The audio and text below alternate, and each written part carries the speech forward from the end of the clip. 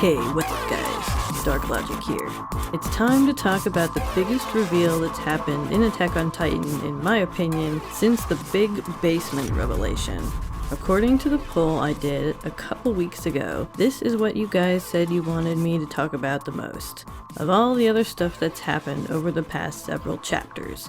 And man am I excited, because this one is a doozy.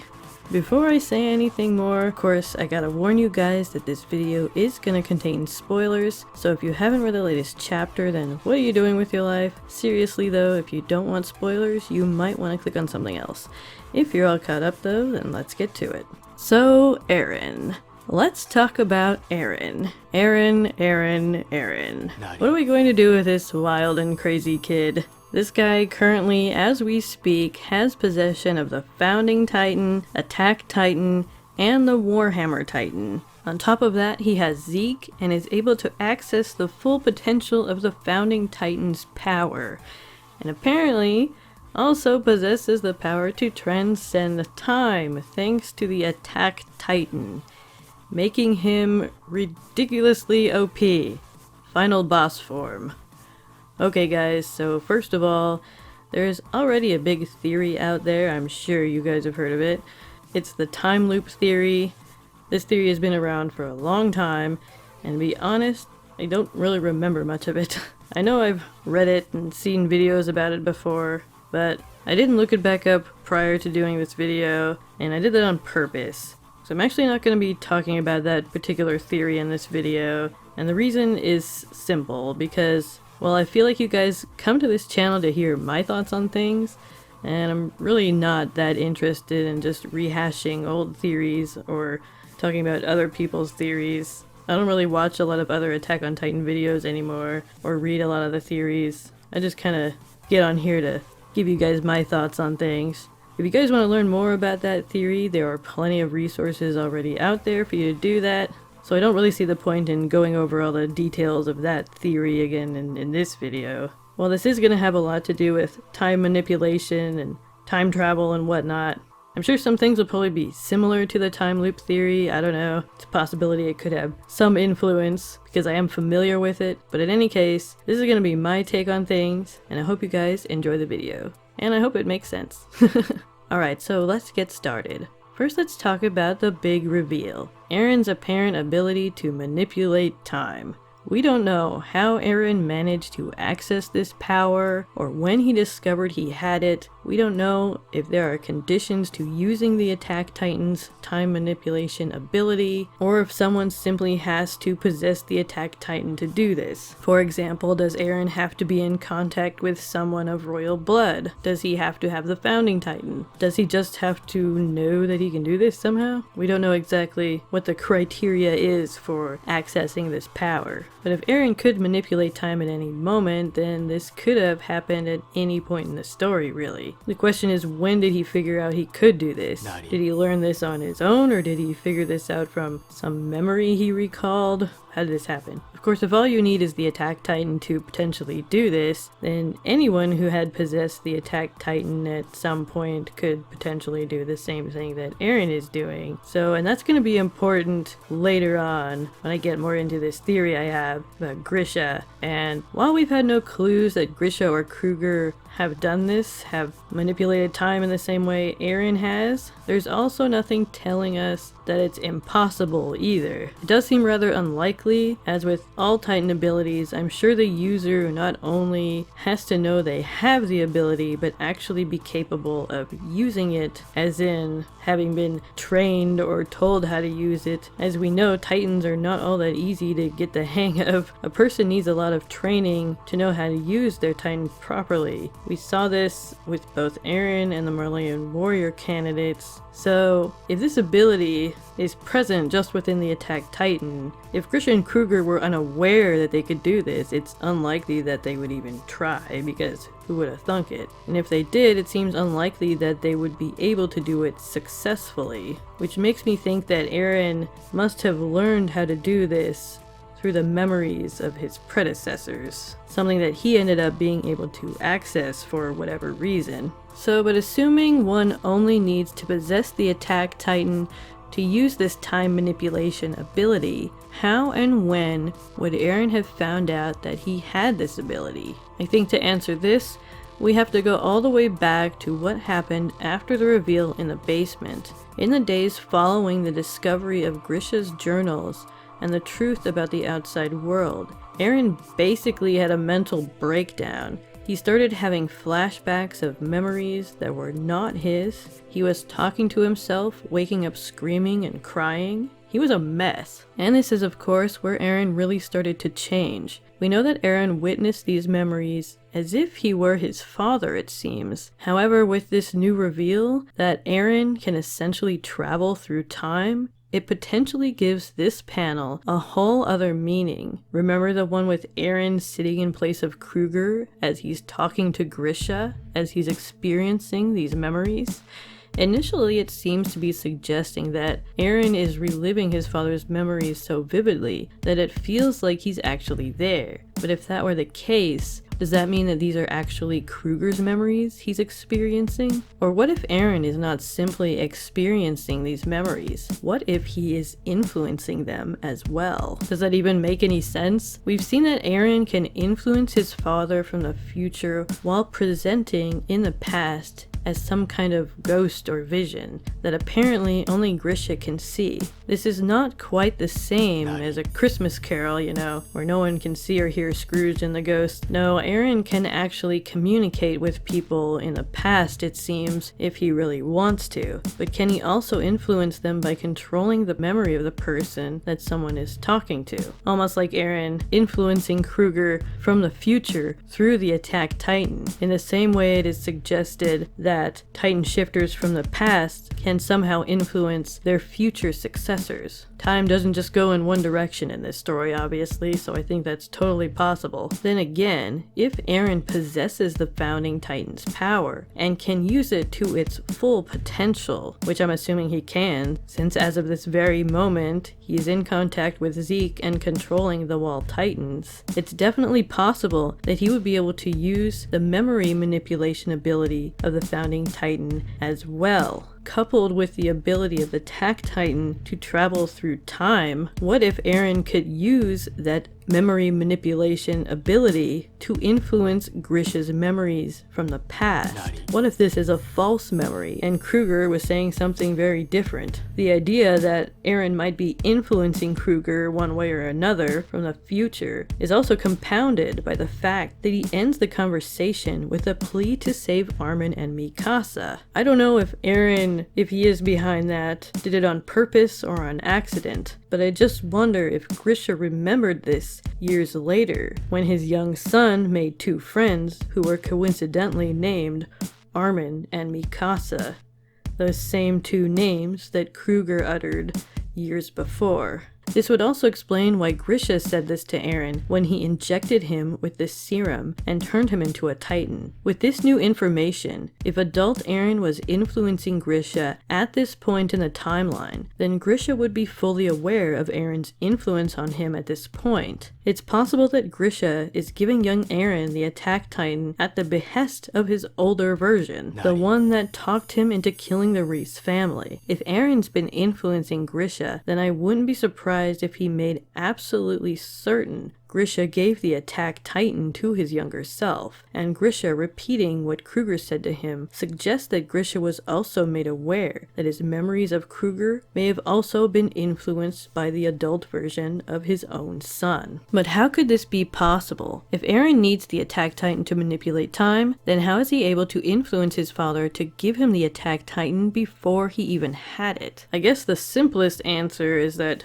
time moves in both directions in this story, but the only way I can really wrap my mind around this possibility, around all this time travel stuff, is by applying the multiverse theory. In case you don't know, the theory is basically this: there are infinite universes existing parallel to each other, i.e. parallel universes. You know what those are, they're in like every other science fiction movie or TV show. But anyway, with each differing choice, each chance, each roll of the dice, if you will, a new universe is created in order to accommodate all the different possibilities that could come into existence based on different choices or circumstances, each universe being slightly different than the other. Since this story has an ongoing theme centered around people and the tough choices they have to make, the idea of the concept of parallel realities being a part of Attack on Titan thematically actually makes a lot of sense. With that in mind, we could possibly say that we have an Attack Titan that potentially not only travels through time, but also through universes. That sounds fun. Explanation? Okay, so say each set of varying universes emerges from one base universe, kind of like a tree. Each universe is a branch off of another one, and there's one branch for each different thing that happens. That'd be a lot of branches. But let's say in this base universe,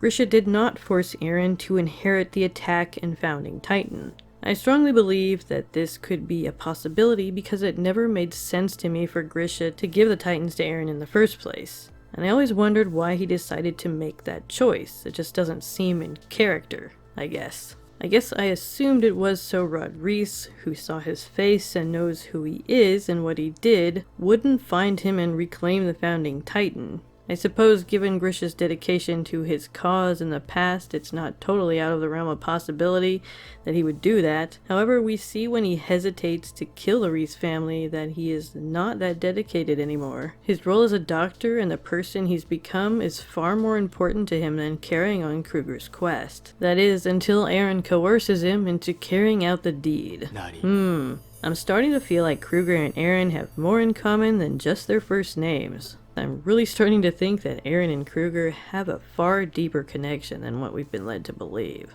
Perhaps they're even the same person. Dun dun dun. Thinking about it right now, I honestly think that could be a real possibility. How is complicated to answer, but I think it would have to do with the holder of the Titan's influence over each other. I think that Eren and Kruger already have a lot in common, and it's possible that they may have been influencing each other at different times. Kruger from the past and Eren from the future, in a way melding their consciousness together to some degree as they fight on for the same goal. Okay, so anyway, say we have this base universe where Grisha did not decide to give Eren the Titans. What was the outcome of that universe? Why would Eren choose to change that?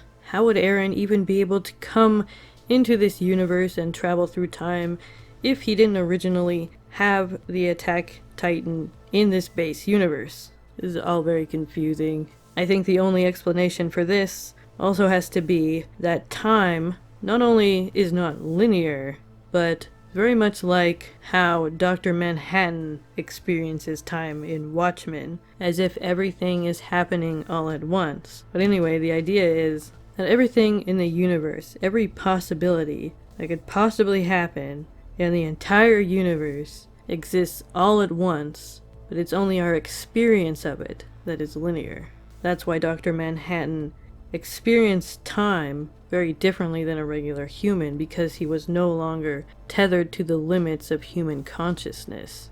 And so in a way, I think Eren has become a little bit like Dr. Manhattan in that he doesn't experience time in the same way as other people anymore. It's very different for him. Because of that, we still don't know exactly what all Eren knows, and so there's a lot that we could speculate about. I mean, let's take another look at this scene during this flashback, and let's consider the context. In this scene, it coincides with the scene of Eren, Armin, and Mikasa in the present day. At the time of this chapter, Eren is explaining the paths to Armin, or is he? In this scene, we see Eren sitting in a particular position and looking not at Armin, but off at the wall, I guess. I believe Mikasa is in the room over, so he could be simply looking in her general direction, even though he can't see her, or just looking off all melancholy. But if we look at the memory this scene is spliced with, he is sitting in the exact same position as Kruger,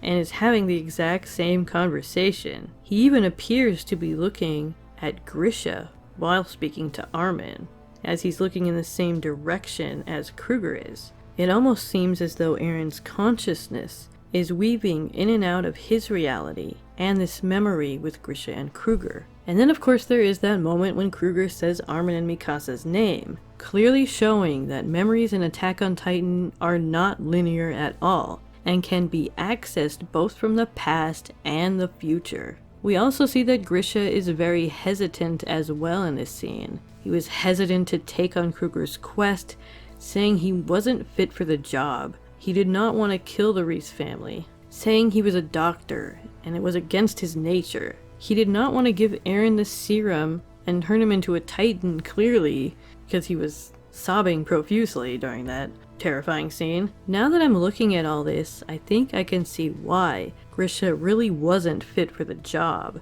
If Kruger's quest was to be carried out, it wasn't going to be done by Grisha. Eren, realizing this from the future I suspect, and believing that any other path would end up in Paradis's destruction, went back in time in order to make sure Grisha did his part and passed on this quest to someone who was actually up for the job, himself, Eren Jaeger. And let's also not forget about the very first scenes in the anime. In the manga it's a little different, but seems to suggest the same thing. This is the scene where Eren wakes up having seen flashes of things to come. This can either mean that Eren, even as a young child, not yet possessing the Attack Titan, was somehow touched by future Eren's time manipulation powers. Or it could be suggesting something even more significant, that Eren himself is somehow special, and has this ability inherently within himself, or at least has a heightened capacity of using it. With the way memories and time works in this story, I wouldn't be surprised if future Eren was able to send his younger self flashes of memories of things yet to come. Or maybe this is even unintentional, some kind of bleeding through from other universes. Perhaps this is even the moment that the base universe, that we talked about before, split off into the one we know now. The one where Grisha possibly did not give Eren the serum or kill the Reese family, changed into the one where Eren is about to destroy the world.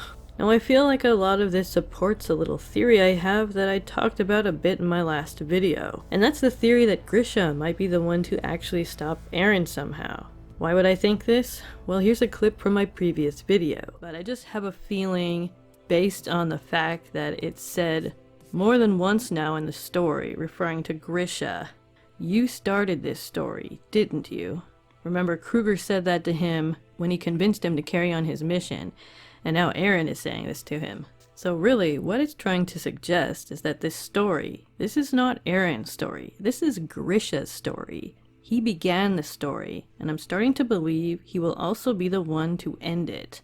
There was also that picture you guys probably saw that's supposed to be the final panel of Attack on Titan, and it showed a man holding a baby saying, "You're free." It didn't say who they were, and it's a pretty rough sketch, so it's hard to tell.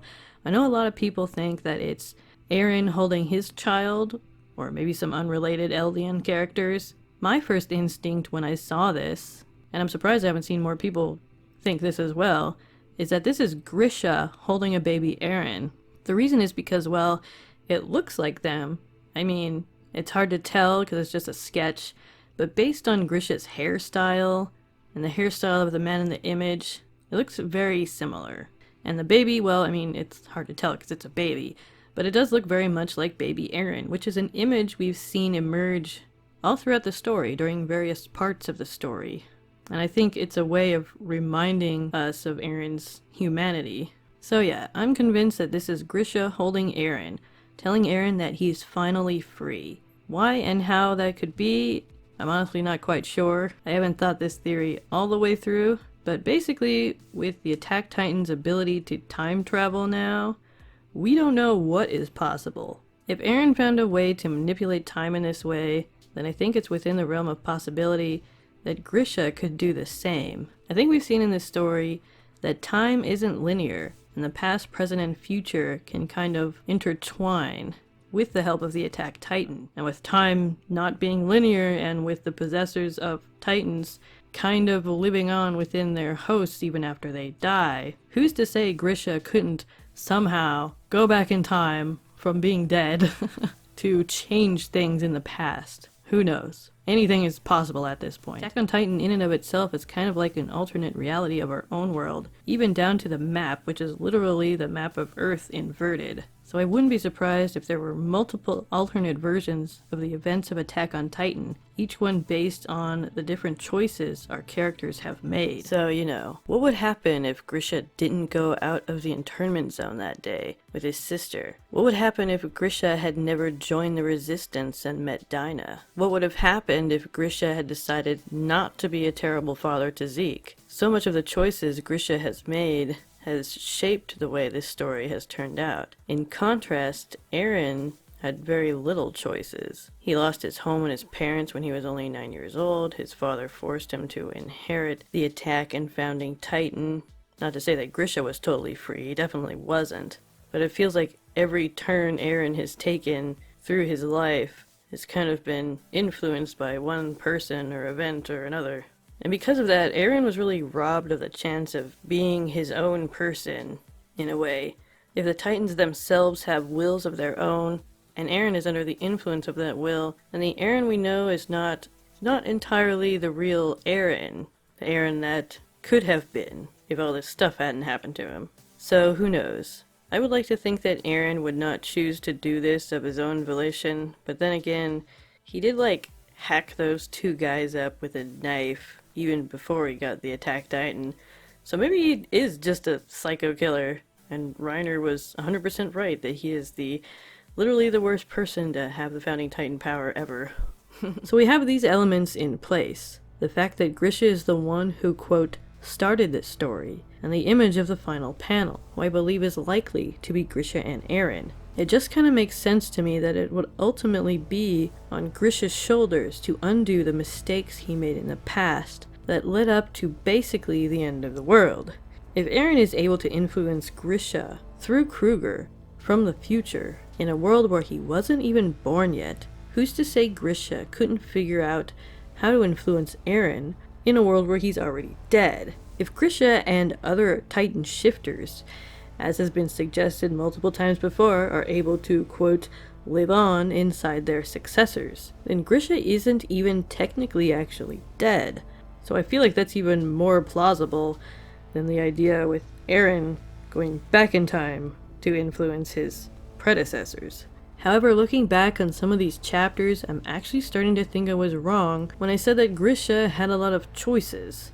Although it feels like he had more choices than Eren sometimes, Grisha was very much influenced by the people and events happening around him. We see that Grisha himself has a deep-seated desire for truth and freedom, just as Eren does. When he breaks the #1 rule of being an Eldian in Marley and goes outside the walls without permission, that inherent desire for freedom and truth is somewhat stifled for a time when his sister is subsequently murdered and he is blamed for it. But only for a time, until he meets a member of the resistance. It doesn't seem to take a lot of convincing for Grisha to join, and after that he becomes an integral part of their operation, especially after he meets Dinah and the two of them start a relationship and have a baby, Zeke. Then begins to put in motion the plan to have Zeke become a warrior, and using that power, carry out the restoration of the Eldian Empire. What Grisha wasn't influenced by outside of himself, he was influenced by his internal need and desire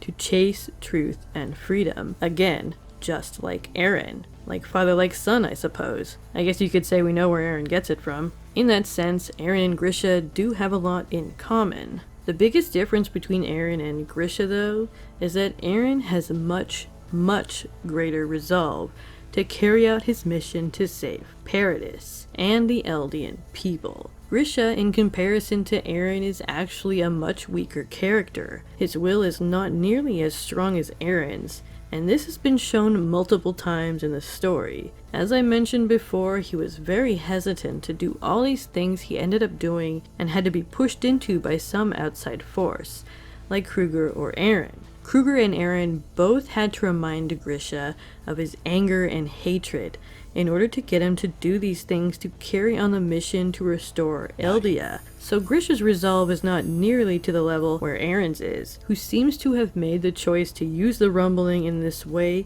completely of his own volition. And the prospect that Eren and Kruger may have a deeper connection than is immediately apparent, as we talked about earlier, potentially makes their influence over him even stronger, possibly even coordinated.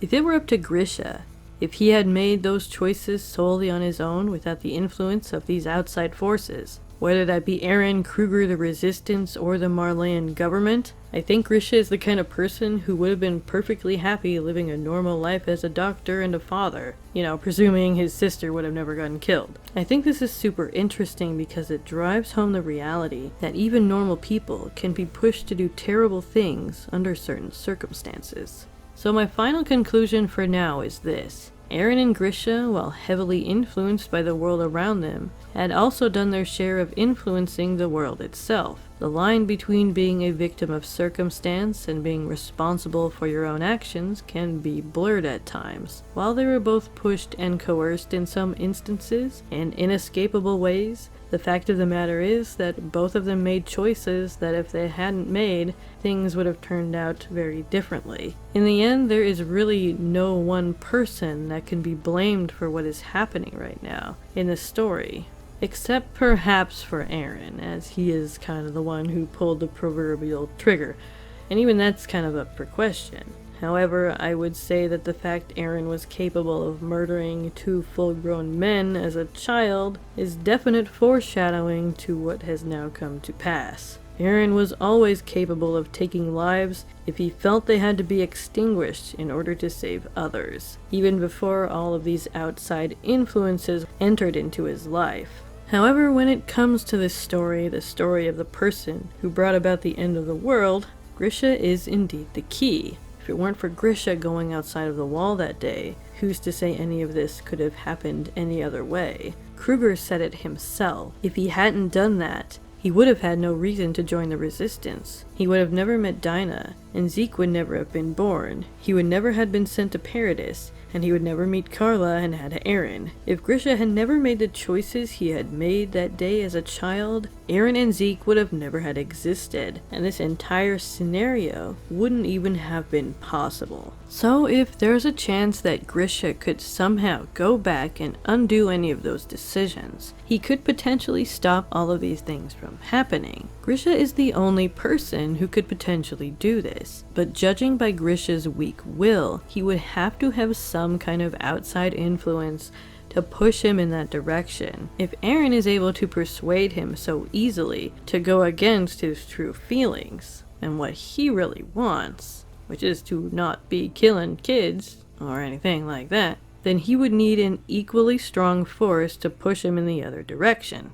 However, if Grisha goes back and makes a choice that would end up with Eren never being born and none of this ever happening, I don't know how happy I or the rest of the Attack on Titan fan base would be with that. I mean, it'd be like one of those movies where all this crazy stuff happens and in the end the protagonist just wakes up from a dream. It's kind of pretty freaking lame and stupid.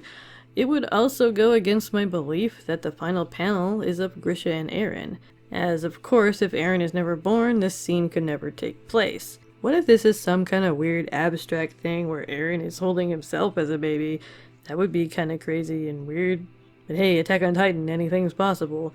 Anyway, I digress. I think it would be much more fitting, and as someone else pointed out in the comments, poetic, if it was Grisha telling a baby Eren that he was free. Not only because Eren has always sought freedom, but because in a way Grisha was someone who helped to take away his freedom. So Eren goes back and changes the past in order to do this because he believes that any other possibility would result in Paradis being destroyed. However, I do not believe that Eren knows or has seen every single possible outcome. I think that his assumption that this was the only way to do this misled him into believing that this was what must be done. I strongly believe that that's just not true. However, he clearly did, so that's why he went back in time to change the original timeline and create one where there was absolutely no chance that Paradis wouldn't survive. In fact, I feel like Grisha's choice to kill the Reese family is a lot like Eren's choice to release the Wall Titans. Both did it out of fear, without really considering any other possibility. Neither were willing to take chances and so made the ultimate sacrifice. So I think this all goes along with the apparent moral of the story, which was presented to us in the previous chapter. That if we could just slow down and talk to each other, there is the possibility for much better outcomes than simply attacking each other, which will inevitably lead to violence, suffering, and death. Because once you choose an outcome, as soon as you decide that it's the only one possible, that becomes your reality. You bring that outcome into existence simply by behaving as if it were true. And once that possibility has taken hold, it leaves little room for anything else. Alright guys, and those were my thoughts on all this craziness. Crazy stuff. What do you guys think? Do you agree with me? Why or why not? Do you see some holes in this theory, which I'm sure there are many, or does it make some sense to you? Share your thoughts in the comments below, and as always, thanks so much for watching this video. If you enjoyed it, make sure to leave a like, subscribe if you haven't already, and make sure to hit that notification bell so you never miss a future video. Thanks again so much for watching, and I'll see you next time. Peace.